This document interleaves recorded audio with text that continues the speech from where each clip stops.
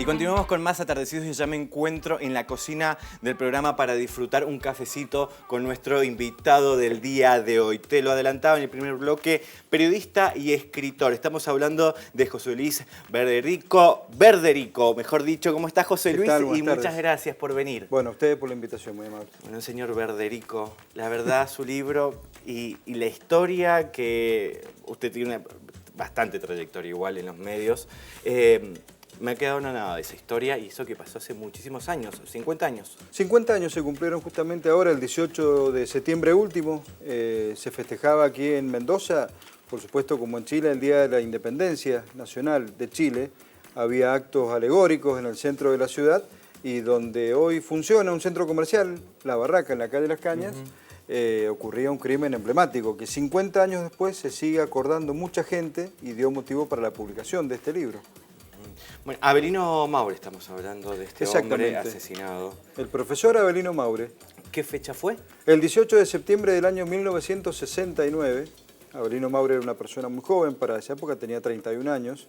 Fue asesinado en lo que primero se dijo, según las dos primeras personas que dieron testimonio ante la policía, que había sido durante un asalto. Los testimonios eran de su esposa de 26 años y de un amigo. Esos amigos de la época del secundario, que van juntos para todos lados, bueno, ya eran un trío de amigos, dijeron que los habían asaltado en la vieja calle de Las Cañas, en Guaymallén.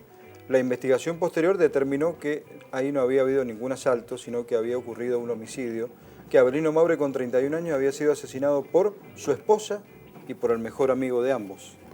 Un caso que conmovió a la sociedad mendocina. Sí, dejó precedentes, un antes y después, sí, marcado en la provincia de Mendoza. Pero antes de continuar con esta historia que es atrapante, quería saber un poquito de tu vida, tu historia, ¿no? Bien. Escritor, periodista, bueno, ¿siempre al ámbito policial? La mayoría de los tiempos sí. Trabajo en Grupo América, Diario 1, desde el año 1995, soy periodista desde 1993. Los primeros tiempos en los diarios, en los medios, lo sabemos todos los que estamos acá. Hacemos todo tipo de trabajo periodístico. Después uno va tomando su camino, va tomando su perfil. El mío fue primero en las noticias policiales, mucho tiempo ahí, y después más adelante en el tiempo en los tribunales especialmente, para ver dónde continuaban esos casos policiales del comienzo. Los tribunales que hay millones de puertas. Los tribunales que... Empezar en los tribunales es complicado. Sí, sí, totalmente. Fue una ocasión fortuita que tuve la chance de comenzar a hacer tribunales y ya después me quedé mucho tiempo. He vuelto hace poco tiempo también, después de algunos años haciendo la jefatura de noticias. Bueno, la idea fue ver qué pasaba en los tribunales con los casos policiales que oportunamente había trabajado. Algunos robos, asaltos, homicidios, casos de estafas, casos de homicidio resonante, como el caso Amitrano del año 2001, la mafia policial del 2001. Bueno, uno va transitando los tribunales, va viendo cómo se desarrollan las investigaciones, finalmente los juicios, que es donde la persona finalmente se define si ha sido culpable o inocente. ¿Cómo llegaste con el tema de este libro para presentarlo? Bueno, primero... ¿Cómo fue esta investigación? Porque ha pasado muchísimos años. Sí, sí, primero que nada fue tomar hace un buen tiempo la conciencia de que se venían los 50 años, el número redondo, y que a la par iba haciendo una investigación muy pequeña, muy breve, pero que había gente que recordaba el caso de Avelino Maure, del profesor asesinado en la calle Las Cañas, y gente que te decía, bueno, yo era muy pequeño, pero en mi casa se hablaba del crimen de Maure, o gente que te contaba que era adolescente o era bastante mayor, y que había escuchado hablar del caso Maure, que se habían dormido la noche del 18 de septiembre del 69 sabiendo que Avelino Maure había sido asesinado durante un asalto, entre comillas, y que a la mañana siguiente habían despertado ya con el esclarecimiento del caso, que Maure había sido asesinado por su propia esposa y por su amigo. Bueno, mucha gente tiene buenas referencias para contar del caso, de cómo lo vivieron, indirectamente algunos y directamente otros, y fue lo que me terminó empujando a avanzar con esta investigación, primero de índole de tipo judicial, ahondando en el expediente judicial de esa época, que está archivado en la casa judicial de Giol, donde funcionan los archivos, y después salir a buscar testimonios de gente que todavía vive y que nos puede dar fe de lo que pasó hace 50 años. Por supuesto. El tema de que me quedé pensando cuando leía la historia de Avelino, estos tres amigos, ¿no? Que venían de adónde, venían dentro de un auto, pasaban por la calle Las Cañas. Sí, sí, sí. No, vos sabés, José Luis, toda la información la tenés, pero claro. digo, el tema de que hubo una falla del motor, dijeron que había una falla del motor en la Avenida de las Cañas, se bajaron. Bueno, eso fue parte del invento, del ardid de la homicida, de Susana Arbués. Sí. Dijo que ella venía manejando el automóvil junto con su esposo al lado y detrás Jiménez Jáuregui, que iban desde el centro a Godoy Cruz, pasando por Guaymallén, por la calle Las Cañas, que en esa época era prácticamente desolada, prácticamente oscura, muchas piedras, muchas cañas, pero era el paso obligado de mucha gente de Guaymallén a Godoy Cruz. El acceso sur, como hoy lo conocemos, no existía, entonces mucha gente iba por ahí. Cuenta ella que dice que hubo un desperfecto en el motor que la obligó a detenerse, que cuando Avelino en un costado del capot y Jiménez Jáuregui del otro lado se ponen a hurgar ahí a ver qué había pasado en la cuestión mecánica, de pronto, bueno, según ella, Jáuregui mata a su esposo. Y ahí comienza una historia que fue su segunda versión, porque en la primera, como te decía al comienzo de la entrevista, ellos testimoniaron en el Hospital Español que habían sido asaltados por un grupo de personas que les bloquea el paso, que les impide seguir circulando, que los toma a golpes de puño, que lo golpea a ella, que golpea a Avelino Maure y que, bueno, terminó siendo todo un drama, ¿no? El tema, preguntarte, y lo que me había quedado la duda mientras leí la historia sobre este homicidio, era si entre Susana y Jiménez había un amorío.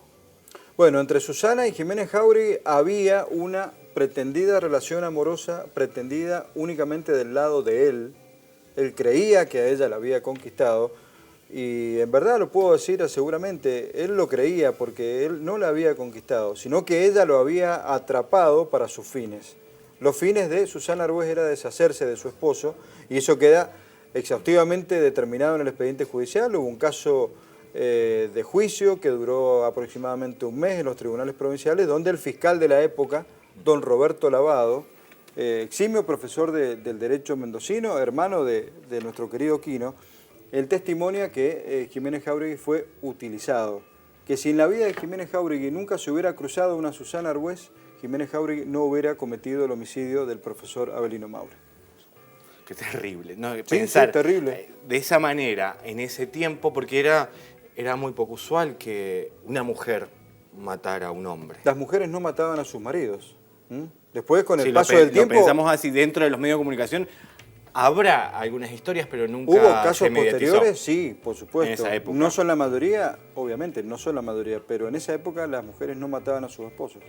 Y en esto Susana Arbués fue una pionera, una triste pionera, ¿no? Una triste pionera. Después de lo cometido se fue a San Juan. Bueno, ella está radicada en San Juan, ella está libre, cumplió la pena de prisión, vive en San Juan y ahí pude ubicarla hace un tiempo para la investigación del libro. Jiménez Jáuregui vive más cerca, vive en el Gran Mendoza, vive en Guaymallén, te diría que a prácticamente unas 10 cuadras de donde ocurrió el crimen. No puedo creer. Es usual que Jiménez Jáuregui hoy, con más de 80 años, pase por ese lugar. Ambos han cumplido la pena con la sociedad, la condena impuesta con la justicia, son personas que han pagado. Te quiero seguir preguntando de todo, José Luis, porque la verdad es que esta historia me ha dejado anonadado. Bueno, lo mejor será leer el libro, me parece. Por supuesto, pero me voy a sacar algunas dudas también, ya Sí, que claro. te tengo aquí presente. Voy a pedir un cortecito muy chiquito que viene muchísima más información y todavía querés escuchar buena música. Ya volvemos en Señalú, que tenemos un living para presentarte exquisito. No, José Luis. Y leemos nuevamente la historia, por ahí se enganchan recién a Señalú. Para eso tenemos unas imágenes ilustrativas, así retomamos nuevamente este caso de Avelino Maure, no sé si la producción las tiene en este momento, donde viaja Susana y el señor Jiménez en este auto por la calle Las Cañas, en el departamento de Guaymallén, que hay un centro comercial que ya en esa época no estaba. Claro, hoy tenemos el centro comercial La Barraca, justamente que está uno de los ingresos al centro comercial. Ahí ocurrió el asesinato y después la pareja tira al cuerpo de Avelino Maure del otro lado de la calle. No lo tira, no lo entierra, lo tira, pero no lo lo entierra. tiran en una sequía, en una hijuela de riego, lo tapan y bueno, ahí donde fue descubierto horas después. Después de esos momentos se van a un hospital. Se van al Hospital Español contando la versión de que habían sido asaltados y Jiménez Jáuregui herido, con una herida cortante muy grave, muy profunda en el pecho, Que es se hizo asistido. propia. Se la hizo exactamente, eso determinó después la investigación. Él mismo se con el cuchillo que asesinaron a Maure, él mismo se provocó la herida. A Maure lo asesinaron por la espalda. Lo asesinaron por la espalda, fue un caso típico de homicidio a traición como matan los que traicionan, ¿no? Por la espalda, de 2 cuchilladas. Y no solamente a traición porque ocurre por la espalda, sino también porque Maure en esa época tenía algunos problemas. Ahí lo estamos viendo en pantalla, estas ilustraciones de este Ahí video. estamos. Bueno, esas imágenes fueron emitidas por Canal 7 en el año 2004, en el ciclo Documento Público, que trabajó la productora Zafiro con Marcelo Ortiz, Sergio Sánchez, yo y otros colaboradores en la hechura del guión. Ahí vemos justamente, esto ha sido producido con actores de la época. La vieja calle de las Cañas, porque estaba sembrada de caña brava. Ahí está el personaje de Susana Arbués, donde ella claramente toma la posta y ordena qué debía pasar aquella noche del 18 de septiembre, y ahí vemos a Jiménez Jáuregui, justamente hiriéndose, provocándose la herida para que la coartada fuera realmente creíble. Y ese par de ojos que veíamos ahí era Vicente Fabriani. Y esas son imágenes de la época del año 1971, cuando el tribunal se dispone a condenar... Ahí está Susana, estamos viendo a Susana. Ahí está, él y ella condenados por un tribunal a la cárcel. Durante por lo menos 35 años ella y casi 30 él. Eso es lo que dispuso la sentencia judicial. Ellos después fueron a la penitenciaría de Boulogne-sur-Mer, que era la única que existía en Mendoza, en un sector los varones y en otro las mujeres, y entre ambos un carteo. Y ella le mandó a él una serie de cartas para que él se atribuyera el homicidio y la idea de cometer el homicidio, sobre todo, para ponerlo como culpable. Nadie creyó esa historia, Por supuesto. Absolutamente nadie. El tema de, volviendo un poquito más atrás de esta historia, fue que se hirió Jiménez, fueron con Susana al hospital, dijeron que era un robo. Exactamente. Dentro de esto empezó la investigación. Después de que dijeron esto, que era un robo, que no sabían dónde estaba avenido. Y la cuestión era la siguiente, ¿quién los vio? ¿Hay alguien que los vio? Bueno, ella cuenta que había ocurrido esa historia tan dramática en la zona de la calle Las Cañas. Va la policía con ella incluso a rastrillar, a buscar y demás. Sin embargo, detrás de los cañaverales veíamos ahí en la puesta en escena una persona que había visto absolutamente todo. Se llamaba Vicente Fabriani, era un agricultor, analfabeto, que no sabía leer ni escribir, pero sin embargo tuvo la grandeza y el compromiso tan fuerte, por supuesto, de decirle a su hija, Filomena, una mujercita de 20 y tantos años, llamá a la policía porque acaban de matar a un hombre. Y ese llamá a la policía en los años 69 no era como hoy, era tomar el celular y llamá. Claro. Era ir a la casa de un pariente que vivía a casi 2 kilómetros, del pariente de apellido Hidalgo, pedir el teléfono y llamar efectivamente a la policía y decir, mire, acá mataron a una persona y la han tirado a un canal de causa. Vicente escuchó los gritos de dolor, obviamente de Maure. Sí, está registrado en el expediente y está reproducido en el libro de Avelino Maure, 50 años. ¿Qué decían esos gritos? Fabriani le cuenta a la policía y a la justicia que él estaba escuchando radio en la galería de su casa, era contratista de viña, y que de pronto con el sonido de la radio se mezclaban algunos gritos que llegaban desde la calle y que él pensó, eso me lo cuenta hace poco tiempo la hija de Fabriani, que era un matrimonio de vecinos que tenía una pésima relación y que cada tanto había golpes, había peleas y demás. Sin embargo, Fabriani le cuenta a la policía y a la justicia que él escucha que un hombre gritaba que por favor no le pegaran más. Ese era Avelino Maure luchando contra su esposa y su amigo, en verdad contra los verdaderos homicidas, ¿no? Bueno, José Luis, dentro de toda esta investigación y la publicación de tu libro, ¿tuviste la oportunidad de hablar con los protagonistas? Sí, porque hubo un tiempo en el cual pude profundizar sobre el caso para entenderlo y para poder explicárselo al lector con palabras llanas, un lenguaje sencillo y demás, pero vi que ya también era el momento de salir a buscar a los protagonistas de la época a ver si estaban vivos o no. Y bueno, Susana Arbués está viva, como decíamos recién, ella vive en San Juan, Jiménez Jáuregui vive en Guaymallén, y también viven todavía 2 pequeños hijos del matrimonio Maure Arbués. ¿Jiménez vive todavía en Guaymallén, cerca de donde pasó todo esto? Y yo estoy seguro que pasa muy seguido por ahí, muy seguro que pasa por ahí. Jiménez, el matrimonio Maure Arbués tenían 2 niños, un niño de 3 y una niña de 4, que hoy tienen 54 y 53, que viven en Buenos Aires, y que testimonian en el libro, en primera persona, lo que fue para ellos lo tremendo de haber perdido a su papá a manos de la madre, pero también de haber perdido a la madre, que quedó en prisión en esa época por lo menos por casi 18 años. ¿Tú crees que se mata por amor? No, yo creo que por amor nadie mata.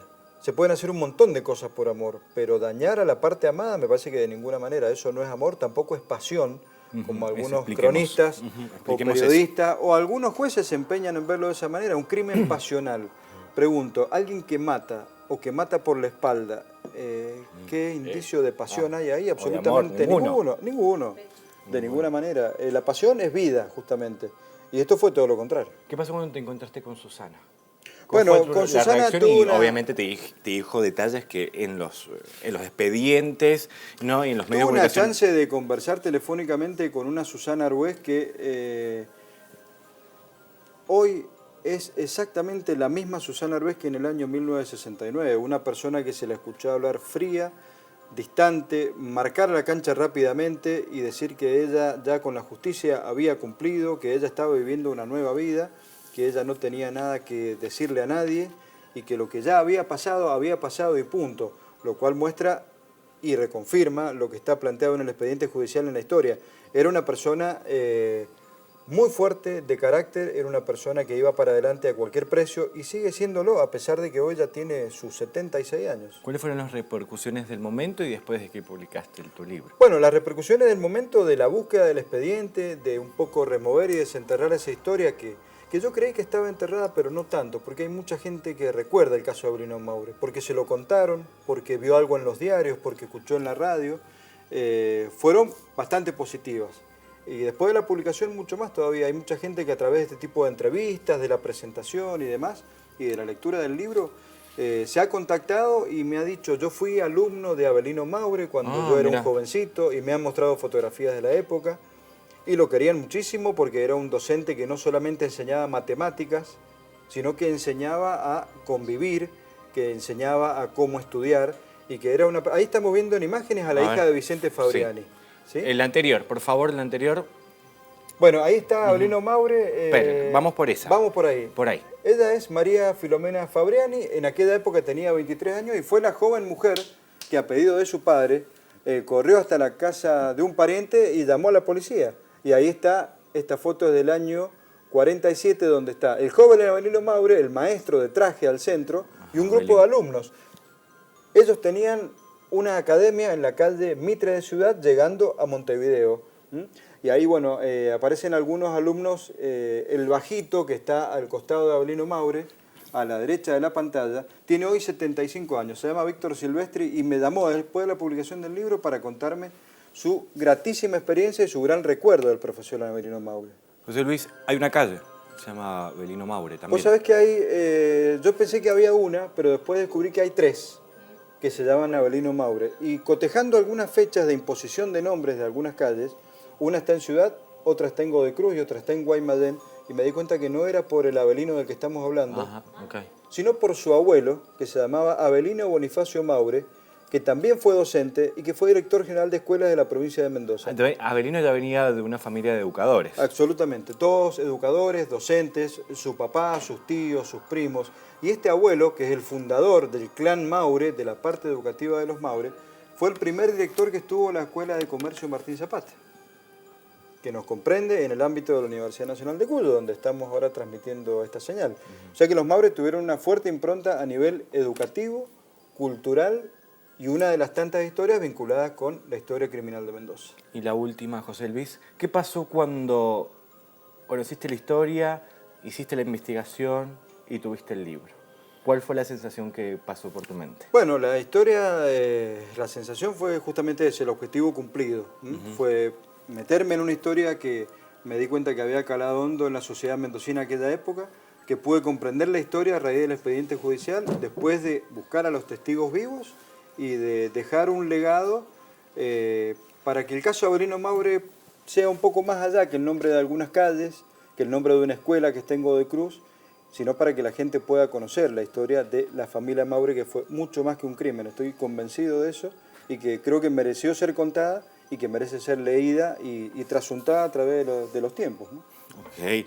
Avelino Maure, 50 años, obviamente a través de ese libro. Nosotros con José Luis tuvimos una pequeña charla, pero hay muchísimo más detalles sobre este caso que decíamos marcó un precedente y un antes y un después en la provincia de Mendoza. Sí, sí, porque era una época donde la gente tenía un fuerte compromiso con el desarrollo de la justicia, algo que nos está pasando hoy cuando la gente nos llaman a los juicios por jurado, o nos van a llamar el año que viene, que es un compromiso ineludible. Y leer este tipo de publicaciones me parece que también nos ayuda a comprender que hace 50 años la gente estaba mucho más comprometida que hoy, y es bueno volver a esos tiempos. Un aplauso para José Luis, periodista y escritor que nos visita hoy en Atardecidos.